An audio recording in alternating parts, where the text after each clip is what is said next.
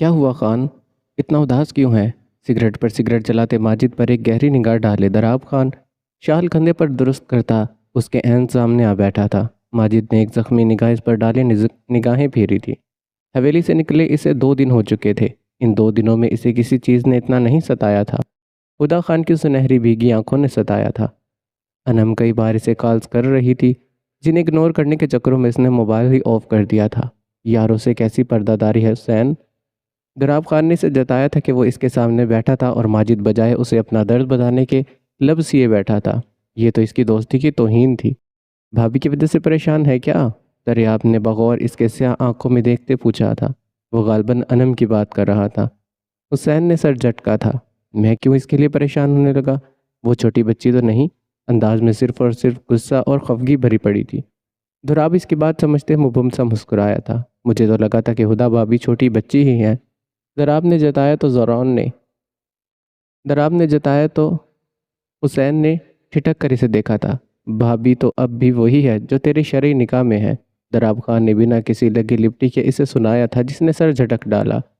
2 دنوں سے نیند اس سے کوسوں دور تھی۔ آنکھیں جب بھی بند ہوتی تھی تو وہ پاگلوں کی طرح ہدا خان کے مخملی وجود کو ڈھونڈنے لگتا تھا۔ وہ کسی سائے کی طرح اس کے دل و دماغ پر حاوی ہوتی جا رہی تھی۔ مگر کیوں؟ آج بھابھی کا پیپر تھا کیا؟ پاشا کو دیکھا تھا انہیں لے جاتے ہوئے۔ ہو ہی نہیں سکتا، وہ بڑے وثوق سے بولتا۔ سگریٹ دوبارہ سے لبوں میں دبا گیا تھا۔ دراب نے ایک نگاہ سیاہ جوڑے میں بکھرے اس وجیح مرد پر ڈالی۔ گریبان کے کھلے بٹنوں کی وجہ سے اس کا کشادہ سینہ عیاں ہو رہا تھا۔ سیاہ آنکھوں میں رت جگہ کی سرخیاں تھی۔ لبوں کی رنگت کثرت سے سگریٹ پینے کے باعث نارنجی مائل ہو رہی تھی۔ میں نے اپنی گستاخ آنکھوں سے دیکھا ہے حسین، ویسے یہ فرض تیرا ہے کہ اب تو انہیں خود لے کر جایا کرے۔ ٹانگ پر ٹانگ چڑھائے دراب نے کہتے ہوئے اپنے بالوں میں ہاتھ پھیرا۔ ملازم اب ان دونوں کے سامنے موجود میز پر کھانا سجا رہا تھا، جو کہ دریاب نے ہی خود ملازم سے کہہ کر لگوایا تھا۔ اب کہاں؟ اسے اشتعال میں اٹھتا دیکھ کر دراب نے جھٹ سے اس کا بازو جکڑا۔ ماجد لمحوں میں ایک پل کو رکا۔ آنکھیں میچ کر اپنے غصے کو قابو پاتے وہ مڑا تھا۔ تیری بھابھی کا دماغ ٹھکانے لگانا ہے، کچھ زیادہ ہی سکرو ڈھیلے ہوئے پڑے ہیں اس کے، سرسراتے لہجے میں کہتا وہ اپنا ہاتھ چھڑواتا۔ اب ڈیرے سے باہر کی سمت نکلا تھا۔ دراب نے کندھے اچکاتے پلیٹ اٹھائی اور اب کھانے کی جانب متوجہ ہوا تھا۔ خبر پکی ہے نا؟ وہ صوفے پر بیٹھا ہے، جھٹ سے تیش میں اٹھتا موبائل فون پر گرفت سخت کر گیا تھا۔ آنکھوں میں خون کی چنگاریاں مڑ رہی تھی۔ کیا ہوا؟ سب خیریت تو ہے نا؟ وہ مڑا تو علادین شاہ نے اس کے سرخ چہرے کو دیکھتے پوچھا تھا۔ وہ اپنے اس یار بدر عالم کے ساتھ ہے، ابھی اس کتے کی گاڑی گاؤں کی طرف آتی دکھائی دی ہے، بھپر کر کہتے شایان نے دونوں ہاتھ کی مٹھیاں بھیجی تھی۔ آصال آغا شاہ پر وہ چاہ کر بھی حملہ نہیں کر سکا تھا، مگر بدر عالم شاہ کو پکڑنا زیادہ مشکل نہیں تھا۔ رکو شایان، علادین شاہ نے سپاٹ چہرے سے اس کے پشت کو دیکھ کر اس کو روکا تھا۔ پاس بیٹھی ان کی بیوی نے غصے سے شوہر کو دیکھا۔ آخر وہ کیوں ان کے بیٹے کو روک رہے تھے؟ مجھے جانے دے بابا، شایان نے دانت پیستے کہا تھا، جیسے ان دانتوں کے نیچے آصال آغا شاہ ہوں۔ تم اس لڑکی کو طلاق دے کر آؤ گے؟ علادین شاہ نے سرد نگاہوں سے اس کو دیکھتے ہوئے گویا اس کے سر پر بم پھوڑا تھا۔ کیا کہہ رہے ہیں آپ سائیں؟ رقیہ بیگم کے تو مانو کلیجے پر ہاتھ پڑا تھا۔ ان کے جوان بیٹے کو اس لڑکی کے بھائی نے بے دردی سے مارا، وہ کیسے اتنی آسانی سے اس کو چھوڑ دیتی؟ بابا یہ کیا کہہ رہے ہیں آپ؟ شایان نے بے یقینی سے ان کو دیکھا تھا۔ آنکھوں میں سرخی اب زیادہ ہی بڑی تھی۔ نعمت دلاور شاہ اپنے شوہر کے گھر سے واپس آ چکی ہے شایان، اور وہ شاہ حویلی میں بھی نہیں ہے، جبکہ روپ کو آصال آغا شاہ واپس حویلی بلا لایا ہے۔ کیوں؟ ان کے ذہن میں کوئی گہری سوچ تھی، جیسے وہ آصال آغا شاہ کا دماغ پڑھ رہے ہوں۔ بابا کیا کہنا چاہتے ہیں آپ؟ شایان شاہ نے الجھ کر باپ کو دیکھتے پوچھا تھا، ہاتھ پشت پر باندھے وہ سنجیدگی سے انہیں سن رہا تھا۔ روپ شایان تمہارے نکاح میں ہے شایان شاہ، اور نعمت دلاور شاہ کو شاید وہ لوگ ملک سے باہر بھیج چکے ہوں گے۔ میں جرگے میں آصال آغا شاہ کی موت نہیں، ان کی بہن وری میں مانگنا چاہتا ہوں، تاکہ وہ پل پل اذیت سے تڑپ کر مرے۔ ان کی آنکھوں میں غیظ و غضب کی چنگاریاں تھی۔ شایان کو کچھ حد تک ان کی بات سمجھ میں آئی تھی۔ تم اس لڑکی کو کچھ نہیں کرو گے، بس جاؤ اور خاموشی سے اسے طلاق دے کر آؤ، اور روس ازمیر شاہ اپنے پوتے کو مر کر بھی کچھ نہیں ہونے دے گا، تو اب بچا ونی کا راستہ، اور اگر روپ ہی ونی ہو کر اس حویلی میں آئے گی تو کیسا رہے گا شایان شاہ؟ ان کی آنکھوں میں خباثت سی۔ شایان کے تنے اعصاب کچھ ڈھیلے پڑے تھے۔ اس لڑکی کو میں روز ایک ملازم کے بستر کی زینت بناؤں گا، اتنی اذیت دوں گا کہ اس کی حالت دیکھ کر اس کا وہ غیرت مند بھائی خود ہی شرم سے مر جائے گا۔ الادین شاہ نے نفرت کی انتہاؤں پر پہنچتے کہا تھا اور شایان شاہ کو باپ کی بات بالکل درست لگی تھی۔ وہ بنا ایک لمحے کی دیری کیے عجلت میں حویلی سے نکلا تھا۔ کافی دیر سینے پر ہاتھ باندھے وہ بیڈ کے نزدیک کھڑا خونخوار نگاہوں سے لیمپ کی روشنی میں کمفرٹر میں دب کے اس نازک سے وجود کو دیکھتا رہا۔ زندگی میں پہلی بار تھا جب وہ ہدا خان کے کمرے میں داخل ہوا اور اس سے پہلے تو شاید ہی وہ اسے اچھے سے جانتا تک نہیں تھا۔ نظریں پورے کمرے سے ہوتی کمفرٹر سے نکلے دودھیا پیروں پر جا ٹھہری۔ اس سے اوپر ہوتی سرخ و سفید پنڈلیاں جو ٹراؤزر کھلا ہونے کے سبب اوپر چڑھنے کی وجہ سے صاف عیاں ہو رہی تھی۔ انم سعید کو اس نے چہرے کے سوا کبھی غور سے نہیں دیکھا تھا، مگر ہدا خان کو وہ ہر بار ایک نئے روپ سے، ایک الگ نگاہ سے دیکھتا تھا، اور ہر بار اسے دیکھنے پر اس کے اندر حق ملکیت، اس کے غصہ، اس کی ہر دوسری سوچ پر حاوی ہو جاتا تھا۔ اگر یہ کہا جائے کہ وہ 32 سالہ مرد ایک 19 سالہ معصوم لڑکی کے بنا کچھ کیے بھی اس کا اسیر ہوتا جا رہا تھا تو یہ کہنا غلط نہیں تھا۔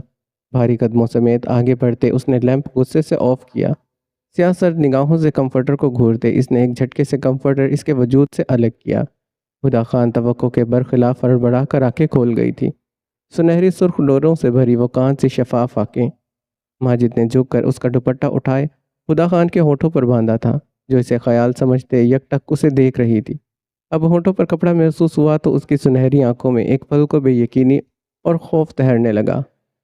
وہ ڈر اور خوف سے چیخنے کی کوشش کرنے لگی۔ اس کی معصوم کوشش پر ماجد نے جھک کر اپنا بھاری ہاتھ اس کے نازک کمر پر ڈالتے ایک جھٹکے سے اس کو کھینچا تھا، جو کسی کٹی ہوئی شاخ کی طرح اس کے سینے سے آن لگی۔ وہ دونوں ہاتھوں سے اس کے گریبان کو مٹھیوں میں جکڑے خوف سے پھیلی پھیلی آنکھوں سے اس کو دیکھنے لگی، جو تمسخرانہ سا ہنسا تھا۔ سیاہ رت جگہ سے سرخ آنکھوں کو دیکھتے ہدا کے وجود میں سرسراہٹ دوڑنے لگی۔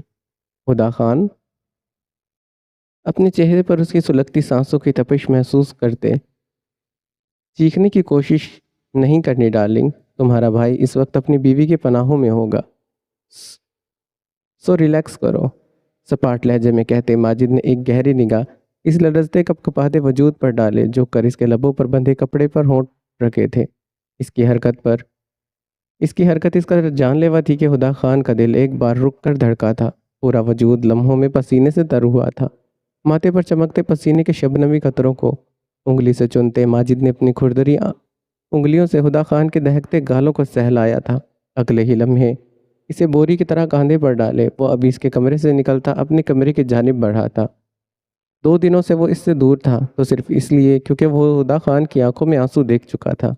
انم سعید کے ذکر پر اس کی آنکھوں میں چلکتے شکوے وہ پڑ چکا تھا، اسی لیے وہ اسے مزید ہرٹ نہیں کرنا چاہتا تھا، مگر اس کا یہ مطلب ہرگز نہیں تھا کہ وہ ہدا خان سے دستبردار ہو چکا تھا۔ وہ تو اس کی آخری سانس تک اس کی سانسوں پر مسلط رہنے والا تھا، چاہے پھر وہ جتنا مرضی دور بھاگتی، اس کی آخری پناہ گاہ ماجد کی باہوں میں ہی تھی۔ پیر کی مدد سے دروازہ کھولتے اس نے تیزی سے اندر داخل ہوتے ہدا خان کے نازک وجود کو بیڈ پر پٹکا۔ مڑ کر دروازے کی جانب جاتے اس نے دروازے کے فنگر لاک کیا تھا، اور اب اطمینان سے مڑتے ہوئے وہ بھاری قدم اٹھاتے اپنے بستر پر اوندھے منہ پڑی۔ ہدا خان کی پتلی کمر کو گہری نگاہوں سے دیکھتے آگے بڑھا۔ لائٹ آف کرتے لیمپ کی روشنی اس نے سینے پر باندھے اب اسے دیکھا تھا۔ لائٹ آف کرتے لیمپ کی ہلکی سی روشنی میں اس نے سینے پر ہاتھ باندھے اب اسے دیکھا تھا، جو ہونٹوں سے دوپٹہ اتار چکی تھی، پی کی سنہری گلابی آنکھیں، اس پر متضاد وہ گہرے سانس بھرتا کانچ سا وجود۔ ماجد کو اپنی بے بسی پر ہنسی آئی۔ کیسا رہا پھر ہدا ماجد تمہارا پیپر؟ بیڈ پر اس کے قریب پاؤں جماتے وہ جس قدر برفیلے لہجے میں بولا تھا ہدا خان کا سانس تک خشک ہوا تھا۔ وجود میں ہوتی کپکپاہٹ اس کے خوف کا صاف پتہ دے رہی تھی۔ حالانکہ وہ اس سے ناراض تھی، شدید نفرت کرتی تھی، مگر اس کے سرد لہجے، اس کے سرسراتے ہوئے انداز پر وہ آج بھی کانپ جاتی تھی۔ گلابی ہونٹ سختی سے باندھے جانے کی وجہ سے اب سرخ پڑ رہے تھے، جنہیں کاٹتی وہ اپنے آپ کو مزید اذیت دے رہی تھی۔ بولو، وہ گرایا، اور ہدا خان نے بمشکل سے اپنی چیخ کو لبوں پر ہتھیلی جمائے دبایا تھا۔ بھیگی آنکھوں سے اس کو دیکھتی وہ پیچھے ہوتی بیک گراؤنڈ سے جا لگی۔ اس کا یوں دور ہونا ماجد کے وجود میں جلتے بھانبڑ جلا گیا تھا۔ وہ ایک ہی جست میں آگے بڑھا، بیڈ پر بیٹھتے اسے بازو سے جکڑتے اپنی جانب کھینچا، جو بے اختیار اس کے سینے کا حصہ بنی۔ ماجد نے جھکتے ہوئے اس کے گردن میں گہری سانس بھری۔ اس لڑکی کی گردن سے اٹھتی جان لیوا مہک کا وہ اسیر ہوتا جا رہا تھا۔ لالا لے گئے تھے۔ ماجد کی آگ کی مانند دہکتی سانسوں کی تپش اپنی گردن پر محسوس کرتے وہ آنسو پیتی بمشکل بولی تھی، میں نے منع کیا تھا تمہیں خدا اس کمرے سے نکلنے سے، تم کیوں دوسرے کمرے میں گئی؟ وہ ظالم سب کچھ جانتے بوجھتے بھی اس سے سوال کر رہا تھا۔ اس کی انگلیوں کی گستاخی پر وہ شرم و حیا سے سرخ پڑتی اما زحمت پر اتر آئی تھی۔ آپ کی کسی اور سے محبت کرتے ہیں؟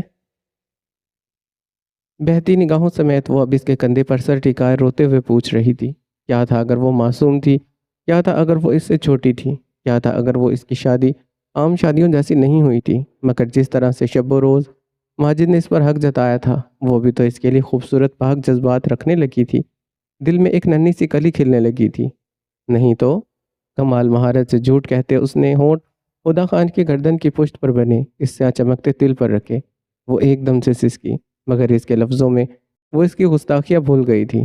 سیاہ آنکھیں موندے وہ ایک ہاتھ اس کی پشت پر باندھے اسے گود میں بٹھائے، دوسرے ہاتھ سے اس کے بالوں کی جڑوں کو سہلا رہا تھا۔ خدا خان کا سانس اس کی قربت میں مدم پڑنے لگا۔ کرتے ہیں، آپ نے خود کہا تھا۔ وہ کسی بھی طور اس کے جھوٹ کو سچ نہیں ماننے والی تھی۔ ماجد نے چہرہ اس کی زلفوں سے نکالتے امانی خیز نگاہوں سے اس کو دیکھا، جو اس کی نظروں کی تپش اور سوالوں پر نگاہیں جھکا گئی تھی۔ اور اب بھی تو میں ہی کہہ رہا ہوں کہ نہیں کرتا۔ وہ ہنوز اپنی بات پر قائم تھا اور خدا خان نے غصے اور خفگی سے اس کو گھورا تھا۔ اس کے گھورنے پر وہ نہ چاہتے ہوئے بھی 2 دنوں کے بعد پہلی بار مسکرایا تھا، دل فریبی سے۔ خدا خان دم سادے اس کے حسین لبوں کو دیکھ رہی تھی، جن پر مسکراہٹ کافی دلکش لگ رہی تھی۔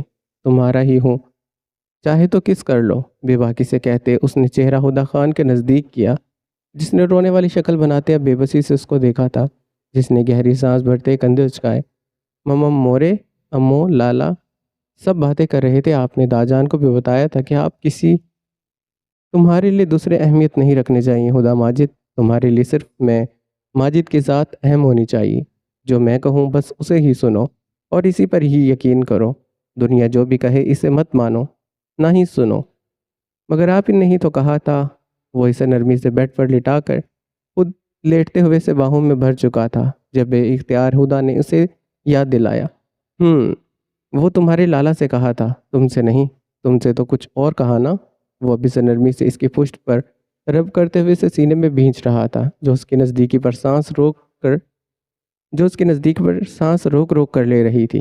تم کل پیپر دینے نہیں جاؤ گی، اس نے نرمی سے اسے حکم دیا تھا، مگر نو آرگیومنٹ۔ تمہارا پیپر کل آن لائن ہوگا، وہ بھی اسی کمرے سے۔ ماجد نے اسے مزید آگاہ کیا تھا، جس کی آنکھیں پھٹی کی پھٹی رہ گئی تھی۔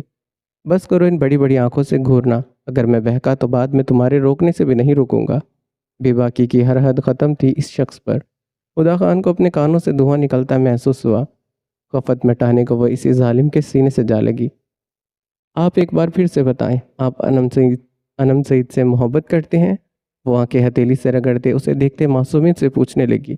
اس لڑکی کا نام اسے بخوبی یاد تھا۔ ماجد اس کی آنکھوں میں جلن دیکھ کر بمشکل سے سنجیدہ رہ پایا۔ وہ اس دیو کی قید میں نہ تو ٹھیک سے سانس لے پا رہی تھی، نہ ہی دور ہو پا رہی تھی۔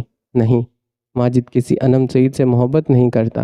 انگوٹھے سے اس کی جبین کو سہلاتے وہ مان بخشنے والے انداز میں بولا تو خدا خان نے پہلی بار اس کی خوشبو میں کھل کر گہری سانس بھری تھی، پرسکون سانس۔ اس کی ادا پر ماجد نے لب دبائے اور اس نازک سی گڑیا کو دیکھا، جس کے سنہری آنکھوں میں اب صرف اور صرف سکون تھا۔ اور تم یہ بات اپنی ذات کے سوا کسی سے نہیں کہو گی خدا ماجد؟ ماجد نے اس کا سر اپنے بازو پر رکھتے سے تنبیہ کی تھی۔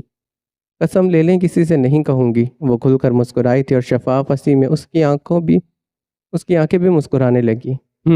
گڈ گرل، اب سو جاؤ خدا، اس سے پہلے کہ بہت دیر ہو جائے، وہ خمار سے بھاری پڑتے لہجے میں کہتا، اپنی ایک ٹانگ اس نازک سی جان کے ٹانگوں پر رکھتے، چہرہ اس کی گردن میں چھپائے اب سونے کی تیاری میں تھا۔ دوسری جانب خدا خان بھی آج 2 دنوں کے بعد اس کی خوشبو، اس کے حصار اور سب سے بڑھ کر اس کی دی ہوئی زبان پر پرسکون ہو کر آنکھیں موند گئی تھی۔ وہ جانتی تھی ماجد اپنی زبان کا بہت پکا ہے۔ اگر وہ کہہ رہا تھا یقیناً وہ لڑکی سے محبت نہیں کرتا تھا۔ 1 منٹ، آپ ایسے اندر نہیں جا سکتے۔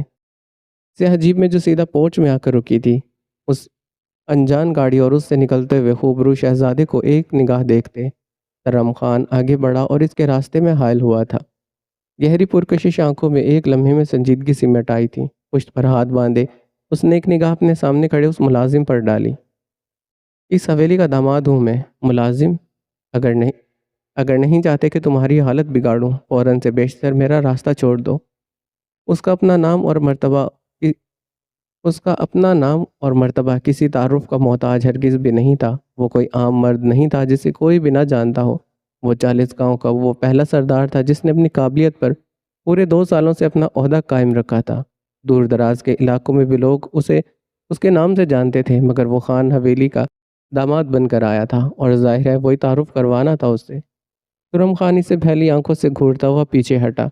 आसाला का शाबिना एक गलत निगाह खुद पर उठती नज़रों पर डाले। भारी कदम उठाता मर्दान खाने की सिमत बढ़ाता। कई मुलाजिमीन इसकी सहर अंगेज शख्सियत को देखकर चौंके थे। क्या मैं अंदर आ सकता हूँ? गांव के एक फर्द से बातचीत में मशगूल दाजान भारी अनजान आवाज़ पर कुछ चौंके थे। सवालिया निगाहों से उन्होंने अपने पास बैठे अपने बेटे असफद खान को देखा, जो खुद आने वाले से अनजान थे। आ जाएं। दाजा ने बुलंद आवाज़ में इजाज़त दी तो वो अंदर दाखिल हुआ। स्याह मर्दाना शाल कमीज़ के ऊपर स्याही मर्दाना शाल दोनों कंधों पर सलीके से ओढ़े, 6 फुट से निकलता कद, स्याह चमकदार पुरकशिश आंखें जिन पर मौजूद वो मुड़ी हुई घनीरी पलकें सबको इसे दूसरी बार देखने पर मजबूर कर गई थी। सुर्ख सफ़ेद शफाफ रंगत जतून नाख जिस पर ठहरी मगरूरियत उसकी शख्सियत को मज़ीद जानलेवा बना रही थी। पाँव में स्याह शूज़ पहने थे। स्याह बालों को सलीके से बनाए वो अपनी तमाम तर वजाहत के साथ उनके सामने खड़ा था। अस्सलामु अलैकुम आगा जान। मैं महमल कुरैशी का शौहर और नेमत दिलावर शाह का भाई। मुझे आपने याद किया। मुख्तसर मगर खूबसूरत लफ्ज़ों का चुनाव पुरकशिश आंखों में सामने भरजमाल शख्स के लिए इज़्ज़त और अदब समेटे वो जिस तर्ज से मुखातिब हुआ था, दाजान समेत हर फर्द ठिठका था। हैरत और बेयकीनी से उस शख्स को देखा जिसने अपना तारुफ किसी सरदार या सैयदजादे के बजाय 2 औरतों के ताल्लुक से करवाया था। दाजान को इसकी उम्मीद हरगिज़ भी नहीं थी, बिल्कुल भी नहीं। वालेकुम अस्सलाम, आओ बैठो। आसाला का शाह। उन्होंने इशारे से अपने बेटे और बाकी सभी को वहाँ से जाने का इशारा किया। वो लड़का उनकी नवासी का शौहर बनकर आया था और वो अब इससे एक सरदार नहीं बल्कि एक नाना होकर मिलना चाहते थे। ये सोच भी इन्हें आसाल आगा शाह के तारुफ ने दिलवाई। सभी जा चुके थे। आसाल उनके नज़दीक मौदबाना अंदाज में बैठा जैसे वो अपने आगा जान के सामने बैठता था, और अब की बार उसका सर उठाकर निगाहें झुकाना दाजान को मज़ीद हैरत में डाल गया था। कितना आला ज़र्फ था सामने बैठा सरदार। वो जानते थे अगर वो चाहता तो अपने सरदार होने का ज़ैम दिखा सकता था, पूरी बिरादरी में वलवेला मचा सकता था, मगर वो तो उनके पोतों के भी बरक्स निकला था। वह हकीकत में उस पत्थर के मुजस्सम सांचे से दिखते नरम दिल आसाल आगा शाह से मुतासिर हुए थे। आपको देखकर तो लगता है कि आप बहुत आला ख़ानदान से ताल्लुक़ रखते हैं आसाल आगा शाह, मगर अफसोस आला हस्ब नसब रखने वाले यूँ किसी गरीब की बेटी को अपनी बांदी नहीं बनाया करते। दाजा ने नरम लहजे में मगर काफ़ी सख्त बात कह दी थी। उसका अंदाज़ा इन्हें आसाल आगा शाह की सुर्ख रंगत से हुआ था। मेरी बहन नेमत दिलावर शाह कहाँ है? वो मुझे उससे मिलना है। वो उनकी बात सिरे से इग्नोर कर गया था और महमल कुरैशी अब उसकी बीवी और इज्जत थी, इसीलिए वो किसी के भी मुंह से कुछ गलत नहीं सुन सकता था। गलत बात आगा शाह। नेमत ज़रार पाशा खान। दाजान की कड़कदार आवाज़ पूरे मर्दान खाने में गूंजी तो आसाल ने अपने धड़कते दिल से आंखें अजियत से मींची थी, तो गोया उसके किए की सज़ा उसकी बहन को मिल ही गई थी। अगर तुम्हें खान हवेली की औरतों से मिलना है तो तुम्हें पाशा खान से इजाज़त। इससे आगे कुछ मत कहिएगा आगा जान। आपकी इज़्ज़त मुझ पर वाजिब है क्योंकि आप मेरी बीवी के नाना हैं, मगर ज़रार पाशा खान की इज़्ज़त मुझ पर ना तो फ़र्ज़ है और ना ही वाजिब है। इससे पहले कि मैं कुछ सख्त कहूँ, आप इस घटिया शख्स का नाम मत लें। गुस्से भरी सद निगाहों से दाजान को देखता वो इन्हें पहले से बरक्स लगा था। खान हो या शाह, मर्द गुस्से में अना में सब कुछ भूल जाता है। वो घटिया शख्स तुम्हारी बहन का शौहर और तुम्हारी बीवी का मंगेतर रह चुका है आसाल आगा शाह। दाजा ने पुरसकून से लहजे में कहा, जिस पर आसाल आगा शाह लब भींच कर रह गया था। तो मतलब आप मुझे नेमत से नहीं मिलवाएंगे? उसने गोया सवाल पूछा। हरगिज़ भी नहीं। मेरी नवासी को लाओ और अपनी बहन को वापस ले जाओ, दाजा ने ठंडे लहजे में कहते कुर्सी की पुश्त से टेक लगाई थी। زرار پاشا کسی ضروری کام سے حویلی سے باہر تھا اور اسی وجہ سے دا جان سکون میں تھے کہ وہ آرام سے آصال آغا شاہ سے بات کر سکتے تھے۔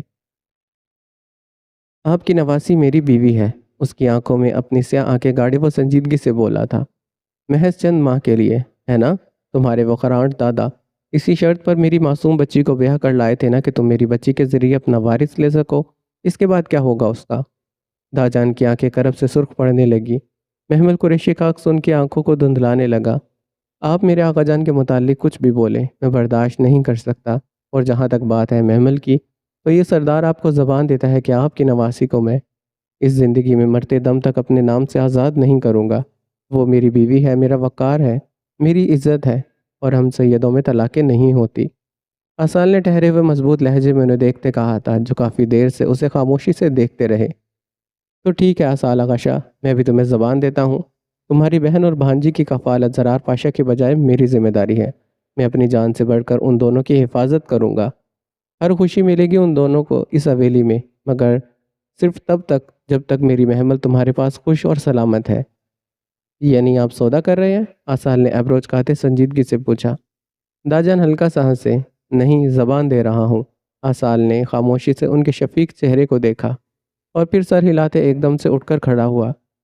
آپ اپنی زبان کا پاس رکھیے گا آقا جان، اور یہ سردار اپنی، وہ دو ٹوک انداز میں کہتا ایک دم سے واپسی کو مڑا۔ نعمت سے ملے بغیر ہی اسے واپس جانا پڑ رہا تھا، مگر وہ جلد ہی اپنی بہن کو ملنے آئے گا۔ اس نے دل ہی دل میں خود سے عہد کرتے گاڑی میں بیٹھتے اب گاڑی واپسی کے سفر کی جانب موڑی تھی۔ عالم، سنسان سڑکوں کے بیچوں بیچ ان کی گاڑی اچانک سے رکی۔ چاروں طرف سے ایک بڑی سیاہ گاڑی نے انہیں احاطے میں لیا تھا، جس وجہ سے اچانک بدر عالم کو گاڑی روکنا پڑی۔ اس کے ساتھ ہی بیٹھی روپ کی آنکھوں میں خوف کے گہرے سائے لہرائے تھے۔ میں ہوں نا، پریشان مت ہوں آپ۔ بدر عالم اس کے چہرے پر خوف دیکھ کر نرمی سے بولا تو روپ نے بھیگی آنکھوں سے اسے دیکھتے گھبرا کر سر بمشکل ہی ہلایا تھا۔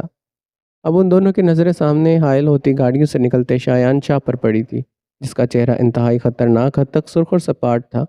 اس نے عین گاڑی کے سامنے رکتے بندوقیں بدر عالم پر تانی، ان دونوں کو اشارے سے باہر نکلنے کو کہا اور اس کی آنکھوں میں شرارے امڈے۔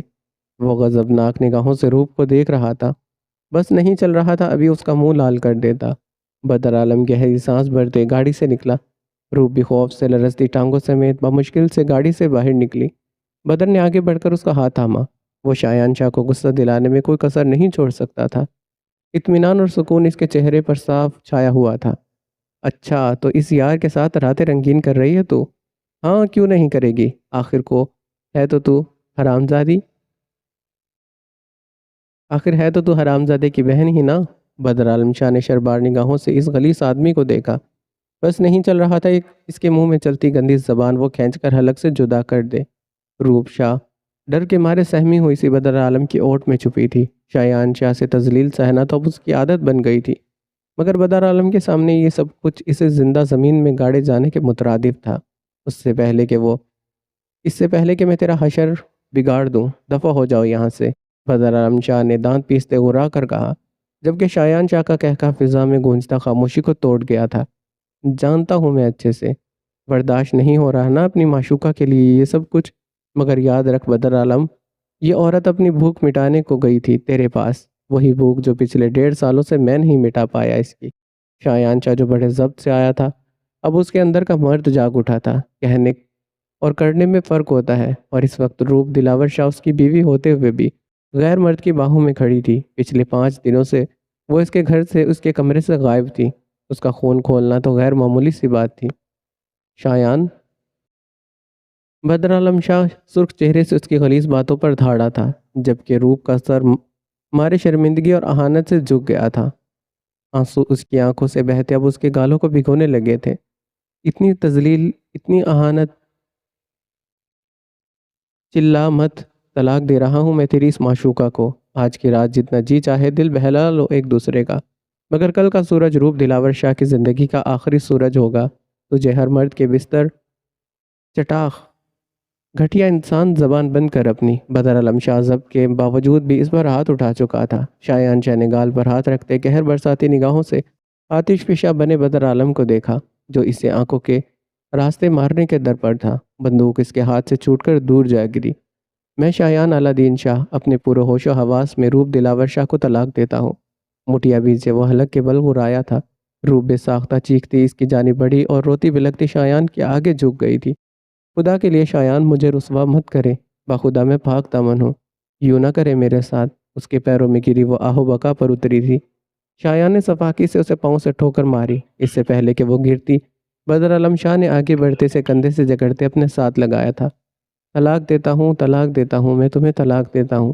اب اس جرگے میں فیصلہ ہوگا روپ دلاور شاہ۔ وہ سرسراتے لہجے میں ایک تنفر بھری نگاہ روپ کے غشی سے بے ہوش ہوتے وجود پر ڈالے ہنسا تھا۔ بدر عالم شاہ نے بے جان ہوتی ٹانگوں سمیت بہت مشکل سے اپنی باہوں میں جھولتے روپ کے نازک وجود کو سینے میں پینچا تھا۔ وہ عجلت میں مڑ کر بھاگتے سے گاڑی کی پچھلی سیٹ پر ڈالے اب باہر نکلا تھا۔ دوسری طرف سے آتی آصال آغا شاہ کی گاڑی کو دیکھ کر وہ سکون سے مسکرایا، دل جلاتی مسکراہٹ۔ شایان شاہ اس کے چہرے کی مسکراہٹ پر نہ چاہتے ہوئے بھی ٹھٹک کر رکا تھا۔ بدر عالم شاہ نے دور سے گاڑی سے نکلتے آصال آغا شاہ کو دیکھا اور مبمزہ مسکرایا۔ آصال چلتے ہوئے ان دونوں کی جانب آیا۔ اس کی گاڑی کے پیچھے اسلحے سے لیس گارڈز کی گاڑیاں بھی آن رکی تھیں، جنہیں دیکھ کر شایان شاہ کا سانس خشک ہوا تھا۔ تجھے کیسے لگا شایان شاہ؟ جو شخص اپنی بہن کے لیے تجھے 1.5 سال تک کھلاتا رہا، وہ اپنی بہن کو تیرے جیسے کتے کے لیے اکیلا چھوڑ دے گا؟ بدر عالم شاہ کو سینے سے لگاتے وہ اب شایان کی جانب مڑا تھا۔ اس کے کندھے سے نادیدہ گرد جھاڑتے اس نے دل جلاتی مسکراہٹ سے کہا، تو شایان کے گلے میں کچھ جھٹکا تھا۔ تجھ جیسے گھٹیا شخص سے اپنی معصوم بہن کو آزاد کروانے کا اس سے اچھا راستہ اور کوئی ہو سکتا ہے بھلا؟ دیکھ تو خود میرا کام آسان کر گیا۔ وہ دلکشی سے مسکراتا ہاتھ سینے پر باندھ گیا تھا، جبکہ شایان شاہ کا سر بری طرح سے چکرایا۔ اگر آصال آغا شاہ یہ سب چاہتا تھا تو اس نے آگے کیا سوچ رکھا تھا؟ وہ دھندلائی نگاہوں سے ان دونوں کے عکس کو دیکھ رہا تھا جو اسی پر ہنسے جا رہے تھے۔ عالم، میری گاڑی میں آؤ تم، میں گڑیا کو گھر لے جاتا ہوں۔ آصال نے اس کا کندھا تھپتھپاتے نرمی سے کہا، جس پر شایان شاہ کو ایک نگاہ دیکھتے وہ آصال آغا کی گاڑی کی جانب بڑھا تھا، جبکہ شایان شاہ سن وجود سے وہیں سڑک کے بیچوں بیچ کھڑا رہ گیا۔ کیا اس نے طلاق دے کر غلطی کر دی؟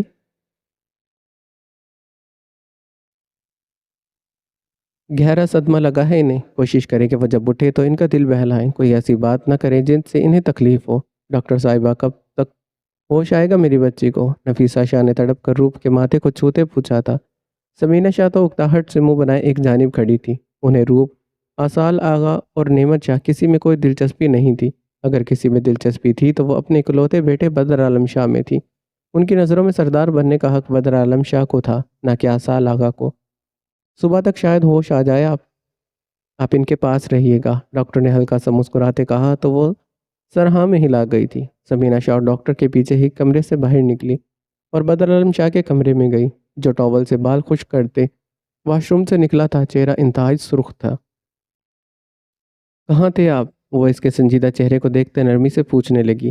اماں سائیں، شہر تھا، اور کہاں ہونا تھا مجھے، وہ سر جھٹک کر کہتے اپنی گہری سبز آنکھیں چرا گیا تھا۔ سمینہ شاہ نے گھور کر اپنے بیٹے کی چوڑی پشت کو دیکھا۔ آصال آغا شاہ اور روپ شاہ کے تو ویسے ہی آپ ملازم بنے پھرتے ہیں، کیا آپ بتا سکتے ہیں اب کیا ہو گیا ہے اس مہارانی کو؟ ان کے نفرت آمیز لہجے پر بالوں کو برش کرتے بدر عالم شاہ کے ہاتھ ایک پل کو تھمے تھے۔